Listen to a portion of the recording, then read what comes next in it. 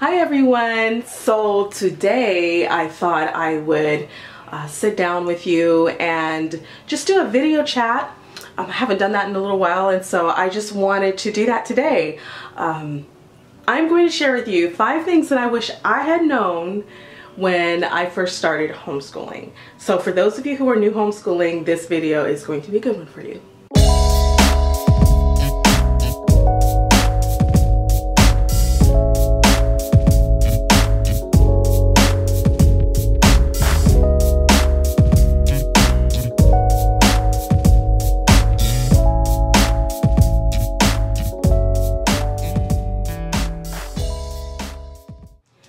Alright everyone, normally I have tea when I sit down with you guys, but today it's water because I need it so badly. Yeah, so I've been trying to drink more water lately. That's probably something that I should say I wish I had known when I was a newbie homeschooler, is to stay hydrated and stay healthy, because I haven't always been. So that's one thing. I'm going to move this lamp. Okay, so the first thing is that I have a list.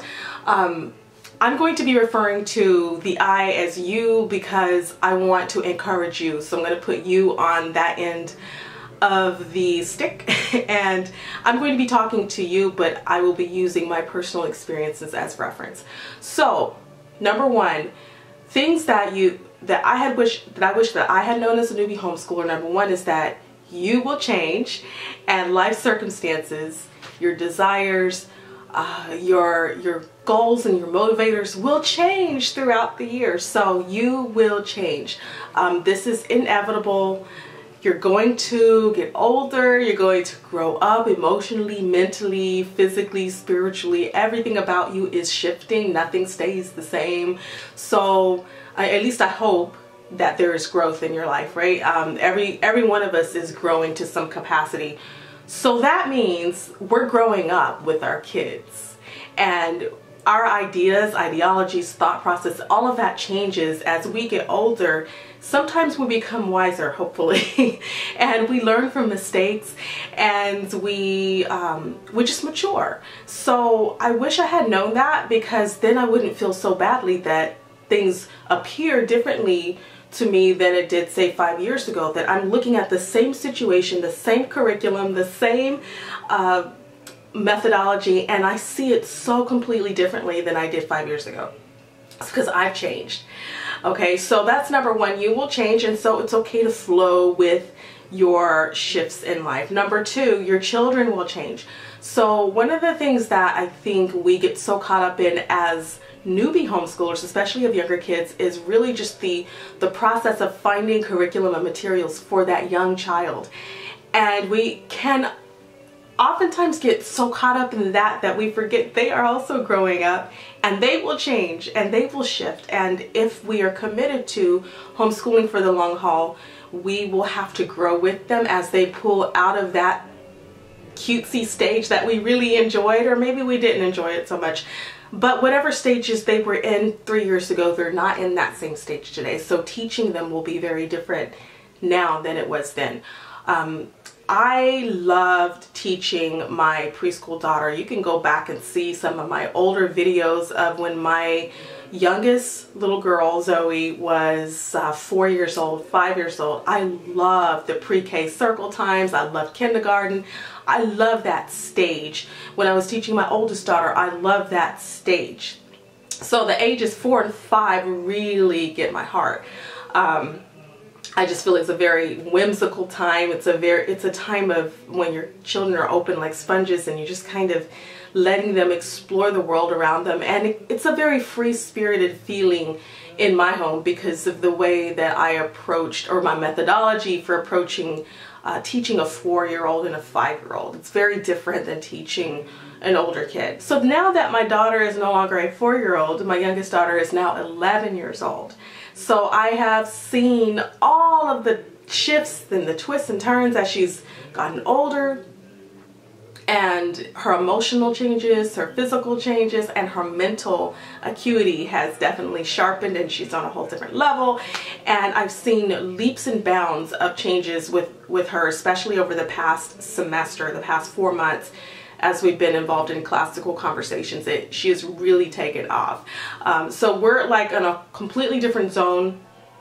And same thing for my oldest daughter, who is now, when you guys first started watching this channel, for those of you who have been with me from the beginning, my oldest daughter at the time was in the 3rd or 4th grade. So we have transitioned so much. We've moved, we've had so many different things happening, and now she is a high school junior. She's 16. She just got her permit and is driving, and it's like life has just completely like passed me, and I'm like, what happened to the time? So children will change, and as they change, we have to be willing and committed to changing with our kids. We're changing, they're changing, and we can't keep them in a little box. So it's hard on us when we've started off a certain way and we really enjoy this curriculum and we enjoy this thing that we're doing with our kids, but when they outgrow it, they outgrow it. And then we have to figure out other ways to make sure that they're understanding the content, that they're learning and enjoying learning. So that just makes everything, gives a different dynamic to your whole homeschool. So that's number 2. Number 3 is that you will likely switch curriculum a minimum of 3 times. Minimum, most people change curriculum at least 3 times, and that could be math, language arts, science, no matter what it is, or it could be a whole like package curriculum, but a minimum 3 times in your whole entire homeschool life. So be prepared for that. Most people change curriculum more than 3 times, but for the most part, be expecting to grow out of curriculum and shift into different things that will work for your kids as they grow and as you grow. So that's the other thing, is as you're growing, as your kids are growing, the curriculum out there is there's going to be more choices because there's more companies that are on board now with the homeschool market, more people that are wanting to supply materials for the homeschool families. So there's more choices today than there was in 2008 and in 1998, and it's just so much more. So with that said, you are likely going to change curriculum a number of times in order to find a good fit if you're not making your own curriculum. So most of us are going to be changing curriculum, trying things out, like you try on clothes, trying curriculum out to see if it's a good fit or not for your family. So be prepared for that. Don't feel badly if you change curriculum a lot of times. That's one of the things I used to feel so bad when I would choose, let's say it was Sunlight, or if it was a Becca, or I did life packs a long time ago, and I've done some online virtual school with my kids. We've done 2 different virtual schools. We did classical conversations. We stopped. We came back. We've done, oh my goodness, so much. I have like on my wall, my bookshelves, I have from top to bottom, from ceiling to floor, full of curriculum that I have used over the years that for whatever reason I never sold the curriculum, I never gave it away, but we've used everything. Apologia. The one thing I haven't used is Rod and Staff, and I never used Christian Light, but there's a lot of material that I have used, and a lot of it worked. Some of it worked for a season, and like I said, we outgrow things, right? So we outgrow it, our children outgrow it, we shift into different programs because of their needs that maybe become more evident today than we were aware of 2-3 years ago. Maybe our kids are showing that they have a need that is not being fulfilled in the curriculum choice that we were going with. So you will switch curriculum, very likely. You will also be tempted to compare yourself with other families.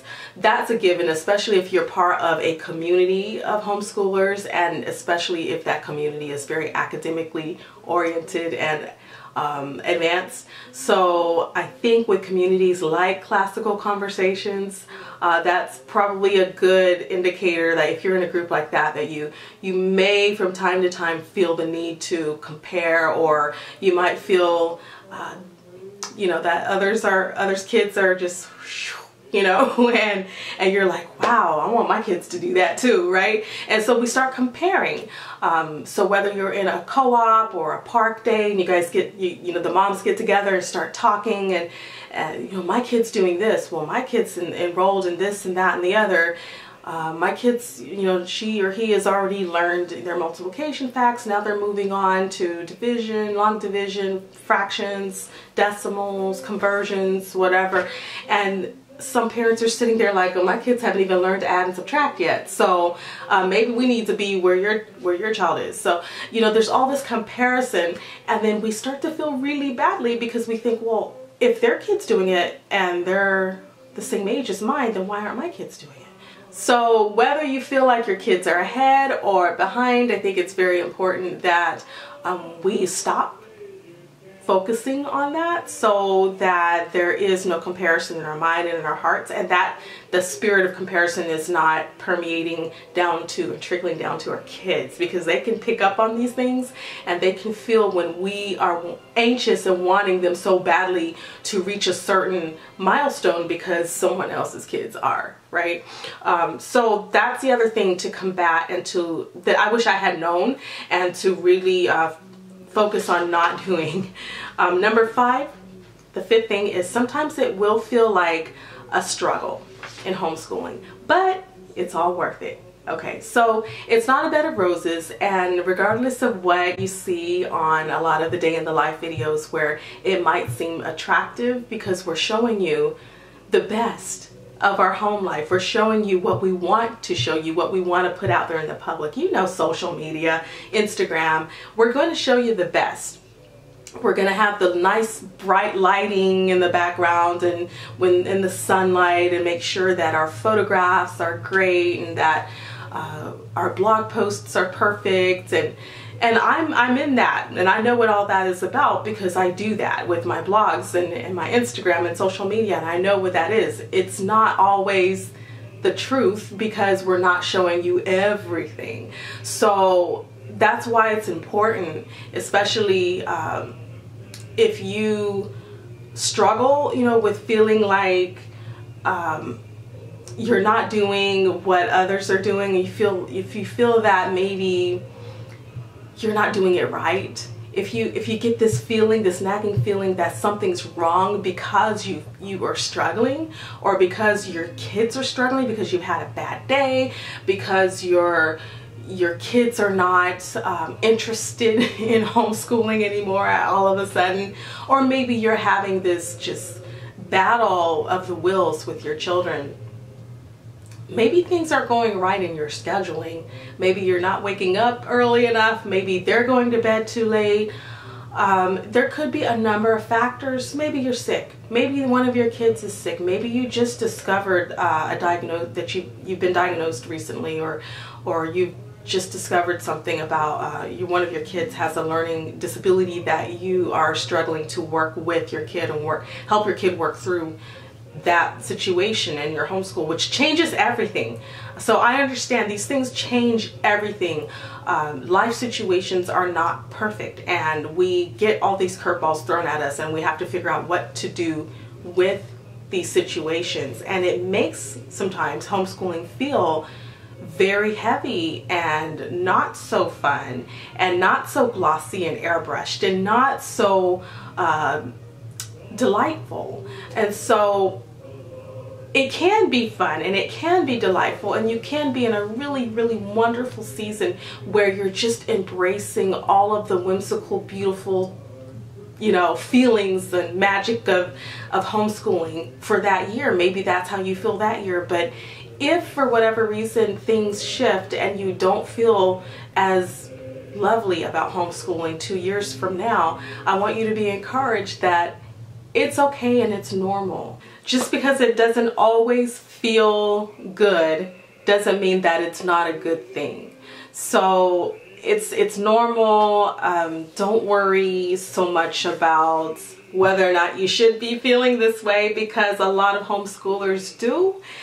There are seasons when we just, for whatever reason, that period of time of homeschooling in our life, it just doesn't feel good, right? And we just got to work through those times. There are things that we can look at, like, is this a good season for me to take on all of the labor of teaching every subject? Maybe I need to outsource something, or maybe there's a need that my kids has that I'm not seeing what that is, and that's causing the struggle. So again, if your kids have unforeseen needs that they didn't have a couple of years ago, that will throw things a little bit and will make you have to reevaluate curriculum choices and timing and how much time you spend homeschooling. Do you divide up your time into smaller chunks so they're not spending so much time sitting down at one fell swoop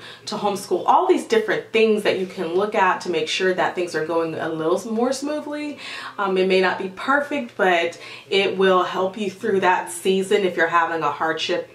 And also just taking time for you. I wish I had known that it was okay to take time for myself. When my kids were little, I couldn't get out of the house that often, just because my husband and I were sharing a car. It was before we moved to California, and we didn't really have a lot of stores and things nearby anyway. I mean, we didn't really have a lot to do in the town that I lived in before, so I just didn't feel the need to get out unless I was maybe A, going to the grocery store, or B, going to the gym. I had a membership at the gym, so I didn't really do a whole lot of things. Here where I live now, is like there's always something popping in the city, something going on that I can attend. Right now, if I drop everything, I could go attend some theater program or whatever, and there's always something going on. So there's more of a distraction. There's boba shops, coffee shops all around me,